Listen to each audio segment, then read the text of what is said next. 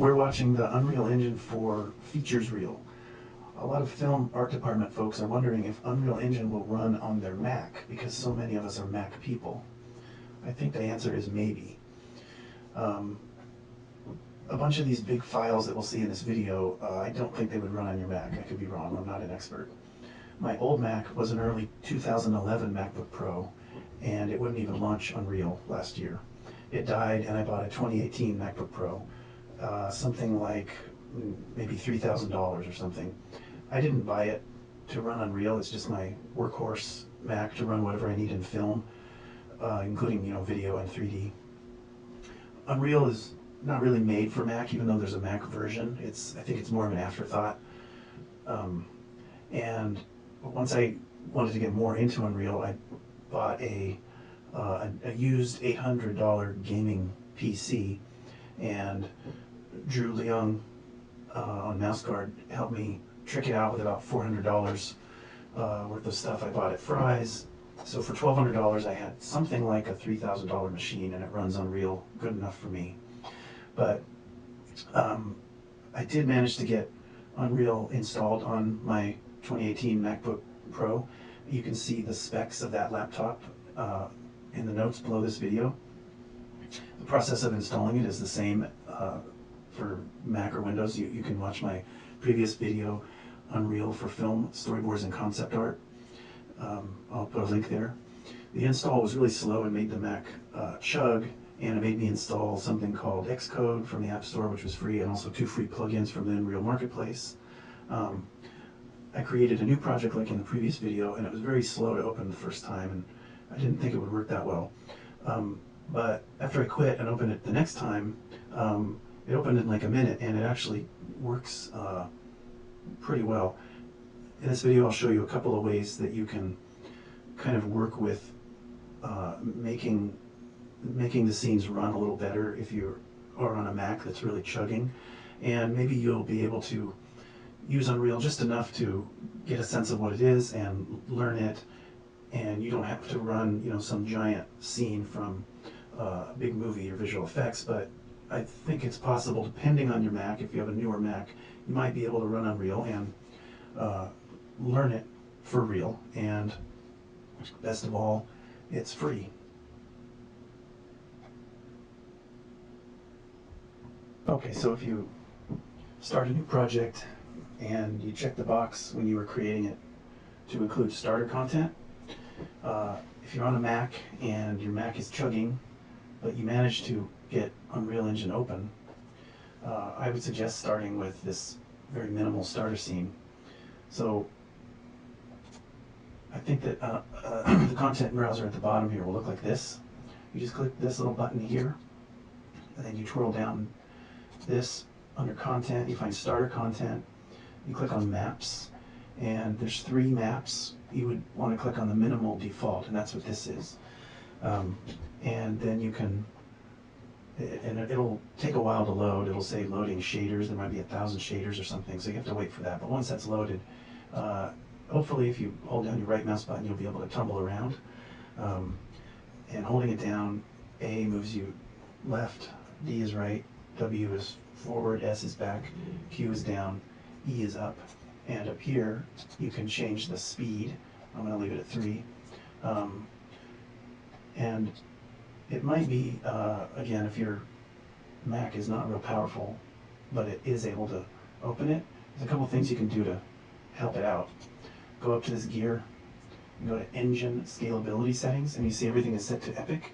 You can bring everything down like this just by clicking on it. And it might take a minute to change the settings. I don't really know how this works precisely, but you can see mine is frozen just a little, but I think it should be okay.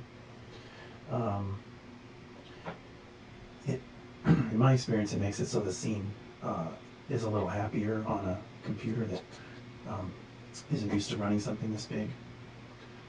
I'm going to pause the video and see what happens. Okay, so you can see that it got rid of the textures and the lighting, and it's now compiling shaders, 34,000 shaders. So this is, we have to remember that this thing is made for making a game. So I'll just go through sometimes and change these settings a little and see if it helps. Dial this down. Also, if you untick this, it won't give you as many warnings. Let's see, hit escape to get out of there, so maybe it'll be a little happier now.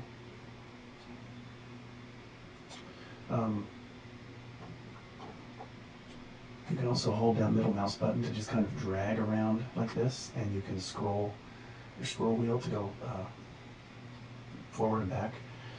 You can also hit the G key to get rid of those all those little widgets, whatever they are. And just with this modest scene, you can start to get a sense of moving around in an environment like this, and maybe experiment with doing something like bringing in a light. This is the intensity of the light. This is the color of the light.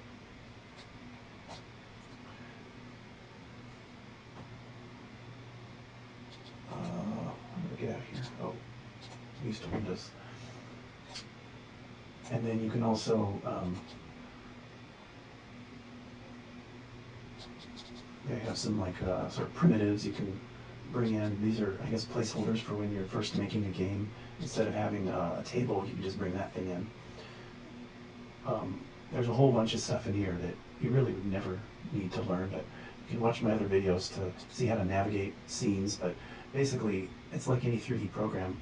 When you select something, it sort of highlights it, and here's its location and rotation and scale information. This is where you would browse through to find other things, like if you want to bring in cars or people or different things.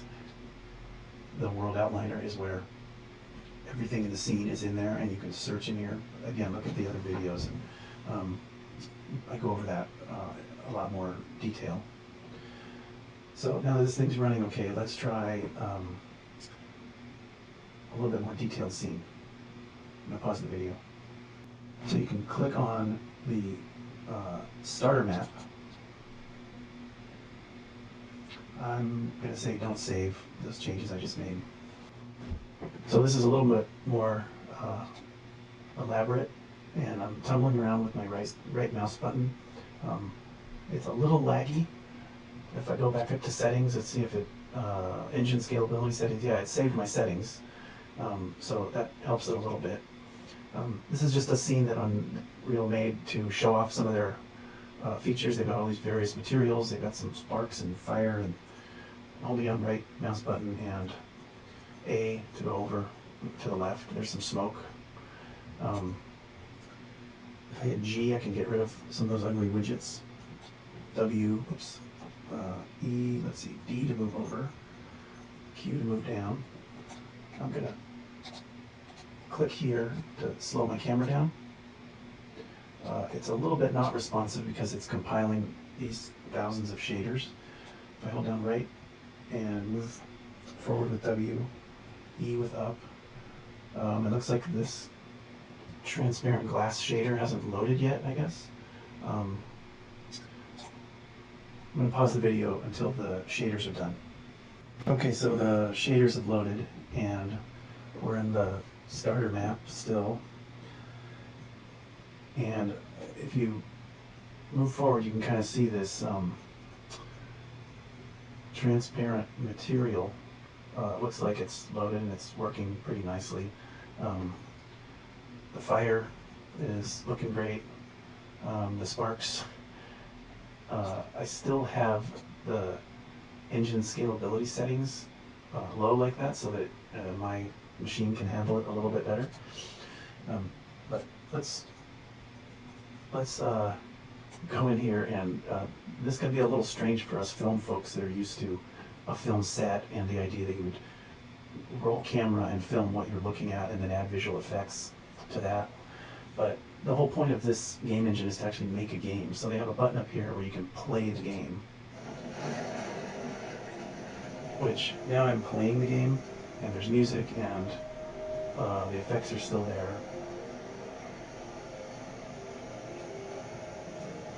You can also, let's see if I get a escape and get out of there. You can also go to the black triangle and click on Show FPS, that's frames per second.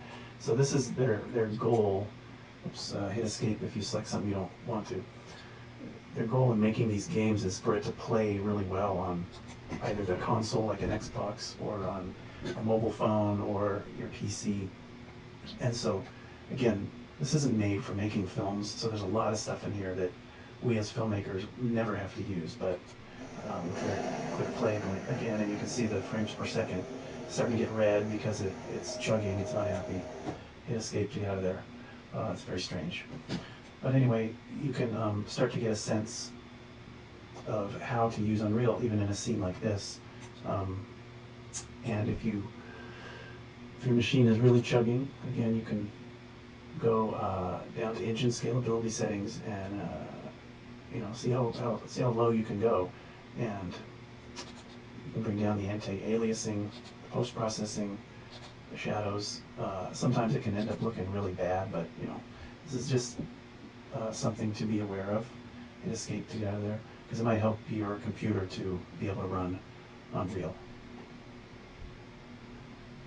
To load a larger scene, when I started this project, I added the starter content, but also this free science lab. So you go to Maps, and don't go to Overview because that'll just show you the pieces of it all lined up in a row. Go to Showcase, double click, and this loaded super slow the first time, but it is faster now. A lot of times you get errors. I just ignore it because I'm not saving. So we're somewhere inside this lab, and it looks pretty cool, and it's free, and it's running pretty well on here. If you want to get rid of that frames per second, little green numbers on the side, click the black triangle and uncheck Show Frames Per Second. Still a little laggy. I might try get rid of real time, see if that does something. Hit escape. You'll notice it looks jagged. If you're a concept artist and you were hoping to save a screenshot, you might want to go up to the settings, engine scalability settings, and bring up that anti-aliasing to epic. Hit escape to get out of there.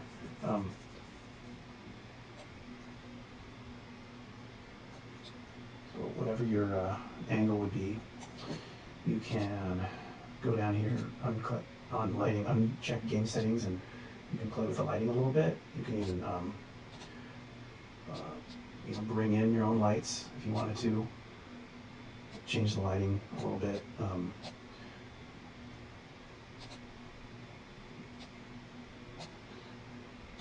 See, darken it up. I don't know. A lot of times I don't spend too much time doing that, but to get the screenshot, you go to the black triangle, get a high resolution screenshot. Now, I'm on a Mac and it's not super happy. Usually I keep it at 1.0, but you can get a larger screenshot if you pull this slider, but I pulled it up to 3 and it totally crashed the whole system, so I'm not going to do that, but you can experiment with that. But yeah, it's running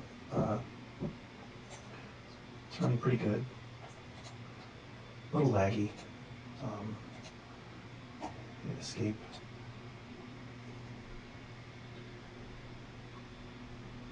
We're out in the city somewhere. Go back to the lab. Out in the background. Something. There's a few different environments in here. Hit G to get rid of those widgets, but yeah, it looks. This would be usable if you're a storyboard artist and you just need to get a sense of the environment, or you want to screen capture some. You can also go to over here, bring in a camera. In the world outliner, right click and hit the little airplane to pilot that camera. Down here you can change the focal length to whatever you want. I cover this in my other videos a lot better than this. But yeah, this is usable. You're using Unreal Engine. Now the reality is that on a movie, the file is going to be a lot bigger than this. This is like 1.8 gigabytes or something like that. But depending on the project you're on, it might work just fine if you're on something that's a little smaller than a giant movie. So even if your Mac doesn't do real well with Unreal, as long as it can open it. I mean, this doesn't look real great with the settings where I dialed it down, But if all you need to do is scout around in here and pick some angles, and if this is your location, or your location plus digital set extension, or your production designer's actual design, it can really help to, you can be a more productive member of the team if you can say, yes, I can do a little bit of Unreal, and if the scene's not too big, it'll load on my Mac, or maybe there's a machine in the office you can use for 10 minutes and just move around, as long as you have a few skills, and you can get some angles, take some pictures even, and it's the actual environment, and it can be the actual lens, and it's not necessarily that hard to learn. If you watch my other two videos, it's really minimal skills that you need to be able to tumble around in here, and you're using it, but you don't have to learn all this other crazy stuff. There's so much stuff in here for making video games and visual effects and all this stuff. You don't need to know everything about your car, you just need to know how to drive it down the street safely. So I look at it as a little bit like that.